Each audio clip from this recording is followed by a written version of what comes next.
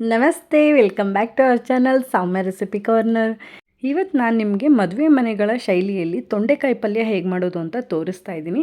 ಇದನ್ನು ನೀವು ಚಪಾತಿಗೆ ಹಾಗೆ ಊಟದ ಜೊತೆಗೆ ಸೈಡ್ ಡಿಶ್ಶಾಗೂ ಕೂಡ ನೀವು ಯೂಸ್ ಮಾಡ್ಕೊಬೋದು. ತುಂಬಾ ಚೆನ್ನಾಗಿ ಬರುತ್ತೆ ಟೇಸ್ಟ್ ಅಂತೂ. ನೀವು ಕೂಡ ಮನೇಲಿ ಒಂದ್ಸರಿ ಟ್ರೈ ಮಾಡಿ. ತುಂಬಾ ಈಸಿಯಾಗಿ ತುಂಬ ಕ್ವಿಕ್ಕಾಗಿ ಮಾಡ್ಕೊಬೋದು. ಟೇಸ್ಟ್ ಅಂತೂ ತುಂಬಾ ಚೆನ್ನಾಗಿರುತ್ತೆ. ನೀವು ಕೂಡ ಡೆಫಿನೆಟ್ಲಿ ಈ ರೆಸಿಪಿನ ಮನೇಲಿ ಒಂದ್ಸರಿ ಟ್ರೈ ಮಾಡಿ.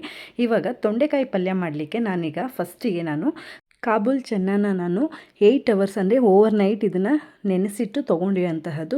8 ಅವರ್ಸ್ ನೆನೆಸಿಟ್ಟಿರೋದ್ರಿಂದ ಇದು ತುಂಬಾ ಸಾಫ್ಟಾಗಿ ಕುಕ್ ಆಗುತ್ತೆ. ಅದಕ್ಕೋಸ್ಕರ ನೀವು ಓವರ್ ನೈಟ್ ಇದನ್ನು ನೆನೆಸಿಟ್ಟು ತೊಗೊಬೇಕಾಗತ್ತೆ.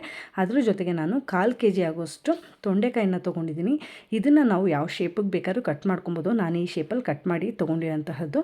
ಇದನ್ನು ನಾವು ಇವಾಗ ಕುಕ್ ಮಾಡ್ಕೊಬೇಕಾಗತ್ತೆ. ಅದಕ್ಕೋಸ್ಕರ ನಾನು ಒಂದು ಕುಕ್ಕರ್ ಇಟ್ಕೊಂಡು ಕುಕ್ಕರ್ಗೆ ನಾನು ನೆನೆಸಿಟ್ಟಂತಹ ಹಾಗೆಯೇ ತೊಂಡೆಕಾಯಿನೂ ಕೂಡ ನಾನು ಸೇರಿಸ್ಕೊಂಡು ಕ್ಲೀನಾಗಿ ಒಂದು ವಿಷಲ್ ತೊಗೊತಾ ಇದ್ದೀನಿ.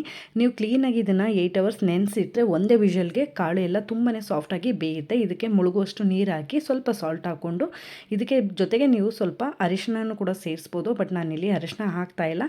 ಒಗ್ಗರಣೆ ಮಾಡಬೇಕಾದ್ರೆ ಅರಿಶಿನ ಹಾಕ್ಕೊತೀನಿ. ಇವಾಗ ನಾನು ಜಸ್ಟ್ ಸಾಲ್ಟು ಅಷ್ಟೇ ಸೇರಿಸ್ಕೊಂಡು ನಾನು ಒಂದೇ ವಿಷಲ್ನ ಇದನ್ನು ಕೂಗಿಸ್ಕೊತಾ ಇದ್ದೀನಿ. ನೀವು ನೋಡ್ತಾ ಇರ್ಬೋದು, ಒಂದು ವಿಷಲ್ ಆಗಿ ಓಪನ್ ಮಾಡಿ ತೋರಿಸ್ತಾ ಇದ್ದೀನಿ.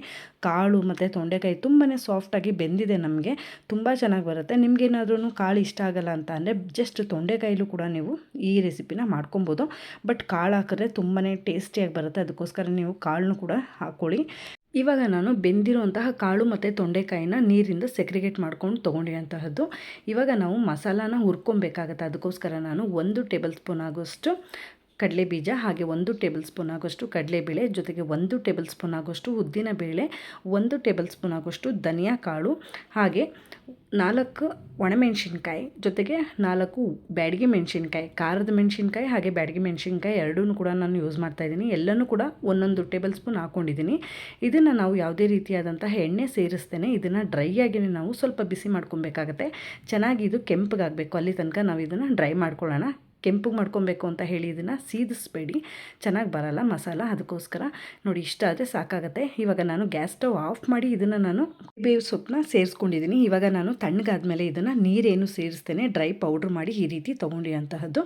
ಈಗ ನಾನು ಒಂದು ಪ್ಯಾನ್ ಇಟ್ಕೊಂಡು ಪ್ಯಾನ್ಗೆ 3 ಟೇಬಲ್ ಸ್ಪೂನ್ ಆಗೋಷ್ಟು ಆಯಿಲ್ ಹಾಕ್ಕೊಂಡಿದ್ದೀನಿ. ಆಯಿಲೆಲ್ಲ ಬಿಸಿ ಆದಮೇಲೆ ನಾನಿವಾಗ ಸ್ವಲ್ಪ ಅರ್ಧ ಟೇಬಲ್ ಸ್ಪೂನ್ ಆಗೋಷ್ಟು ಸಾಸಿವೆ, ಹಾಗೆ ಅರ್ಧ ಟೇಬಲ್ ಸ್ಪೂನ್ ಆಗೋಷ್ಟು ಜೀರಿಗೆ, ಅರ್ಧ ಟೇಬಲ್ ಸ್ಪೂನ್ ಆಗೋಷ್ಟು ಕಡಲೆಬೇಳೆ, 1 ಒಣಮೆಣಸಿನ್ಕಾಯಿ, ಹಾಗೆ ಸ್ವಲ್ಪ ಒಗ್ಗರಣೆಗೆ ಕರಿಬೇವು, ಇಷ್ಟನ್ನು ಕೂಡ ನಾನು ಸೇರಿಸ್ಕೊಂಡು ಇದನ್ನು ಫ್ರೈ ಮಾಡ್ಕೊಳ್ಳೋಣ. ಜೊತೆಗೆ ನಾನು 1 ಚಿಟಿಕೆ ಆಗೋಷ್ಟು ಇಂಗನ್ನು ಕೂಡ ನಾನು ಸೇರಿಸ್ಕೊಂಡಿದ್ದೀನಿ.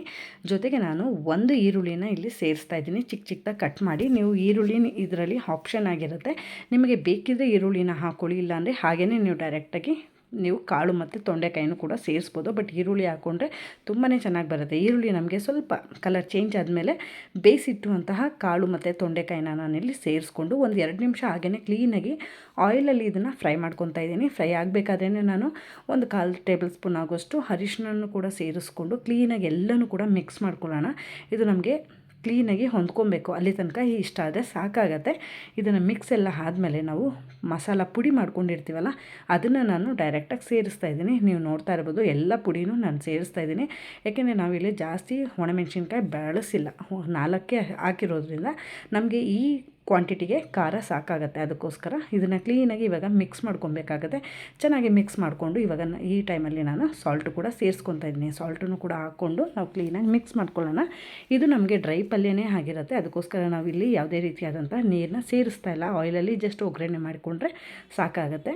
ನಾವು ಚೆನ್ನಾಗಿ ಲೋ ಫ್ಲೇಮಲ್ಲೇ ಈ ರೀತಿಯಾಗಿ ಫ್ರೈ ಮಾಡ್ಕೊಬೇಕಾಗತ್ತೆ. ಇದೆಲ್ಲ ಫ್ರೈ ಆದಮೇಲೆ ನಾನು ಸ್ವಲ್ಪ ತೆಂಗಿನಕಾಯಿನ ಸೇರಿಸ್ತಾ ಇದ್ದೀನಿ. ತೆಂಗಿನಕಾಯಿನೂ ಕೂಡ ನಾನು ಸೇರಿಸ್ಕೊಂಡು ಚೆನ್ನಾಗಿ ಇದನ್ನು ಮಿಕ್ಸ್ ಮಾಡ್ಕೊಳ್ಳೋಣ. ಇದು ಕ್ಲೀನಾಗಿ ಹೊಂದ್ಕೊಂಡ ಮೇಲೆ ನಾನು ಇದಕ್ಕೆ ಕೊನೆಯದಾಗಿ ಕೊತ್ತಂಬರಿ ಸೊಪ್ಪನ್ನ ಆ್ಯಡ್ ಮಾಡಿದ್ರೆ ನಮಗೆ ಡ್ರೈ ಆಗಿರುವಂತಹ ಈ ಮದುವೆ ಮನೆ ಶೈಲಿಯಲ್ಲಿ ಮಾಡುವಂತಹ ತೊಂಡೆಕಾಯಿ ಪಲ್ಯ ರೆಡಿಯಾಗಿರುತ್ತೆ. ತುಂಬಾ ಈಸಿಯಾಗಿ ಮಾಡ್ಕೊಬೋದು, ತುಂಬ ಕ್ವಿಕ್ಕಾಗಿ ಮಾಡ್ಕೊಬೋದು, ತುಂಬ ಚೆನ್ನಾಗಿ ಬರುತ್ತೆ. ನೀವೂ ಕೂಡ ಮನೇಲಿ ಒಂದ್ಸರಿ ಟ್ರೈ ಮಾಡಿ. ಇದನ್ನು ನಾವು ಚಪಾತಿಗೆ ಒಳ್ಳೆ ಕಾಂಬಿನೇಷನ್ ಅಂತಲೇ ಹೇಳ್ಬೋದು. ಹಾಗೆ ಬೇಳೆ ದಾಲ್ ಎಲ್ಲ ನೀವು ಮಾಡಿದ್ರೆ ಇದನ್ನು ಸೈಡ್ ಡಿಶ್ಶಾಗೂ ಕೂಡ ನೀವು ಯೂಸ್ ಮಾಡ್ಬೋದು. ತುಂಬ ಟೇಸ್ಟಿಯಾಗಿ ಬರುತ್ತೆ. ಡೆಫಿನೆಟ್ಲಿ ನೀವು ಕೂಡ ಮನೇಲಿ ಒಂದ್ಸರಿ ಟ್ರೈ ಮಾಡಿ. ಟ್ರೈ ಮಾಡಿದ್ಮೇಲೆ ರೆಸಿಪಿ ಹೇಗೆ ಬಂತು ಅಂತ ನನಗೆ ತಪ್ಪದೆ ಕಾಮೆಂಟ್ ಮಾಡಿ ತಿಳಿಸಿ, ಓಕೆನಾ? ಐ ಹೋಪ್ ಈ ವಿಡಿಯೋ ನಿಮಗೆ ಇಷ್ಟ ಆಗಿದೆ ಅಂತ ಭಾವಿಸ್ತೀನಿ. ವಿಡಿಯೋ ಇಷ್ಟ ಆಗಿದೆ ವಿಡಿಯೋಗೆ ಲೈಕ್, ಶೇರ್, ಕಾಮೆಂಟ್ ಮಾಡೋದು ಮರಿಬೇಡಿ. ಹಾಗೆ ವಿಡಿಯೋ ಯೂಸ್ಫುಲ್ ಅನಿಸಿದ್ರೆ ನಿಮ್ಮ ಫ್ರೆಂಡ್ಸ್ ಆ್ಯಂಡ್ ಫ್ಯಾಮಿಲಿಗೂ ಕೂಡ ವಿಡಿಯೋನ ಶೇರ್ ಮಾಡಿ ಅಂತ ಕೇಳ್ತಾ, ಯಾರೆಲ್ಲ ನನ್ನ ಚಾನಲ್ನ ಚಾನಲ್ನ ಸಬ್ಸ್ಕ್ರೈಬ್ ಮಾಡ್ಕೊಂಡು ನೋಡ್ತಾ ಇದ್ದೀರಾ, ಥ್ಯಾಂಕ್ ಯು ಸೋ ಮಚ್. ಹಾಗೆ ಸಬ್ಸ್ಕ್ರೈಬ್ ಮಾಡ್ಕೊಳ್ದೆ ನೋಡ್ತಾ ಇದ್ದರೆ ಖಂಡಿತವಾಗ್ಲೂ ಈ ಕೂಡಲೇ ಸಬ್ಸ್ಕ್ರೈಬ್ ಮಾಡ್ಕೊಳ್ಳಿ. ಹಾಗೆ ಮುಂದಿನ ರೆಸಿಪಿಯಿಂದ ಸಿಗ್ತೀನಿ. ಅಲ್ಲಿವರೆಗೂ ನನ್ನ ಪ್ರೀವಿಯಸ್ ವೀಡಿಯೋನ ಚೆಕ್ಔಟ್ ಮಾಡ್ತಾ ಇರಿ. Thank you so much for watching this video. Stay tune.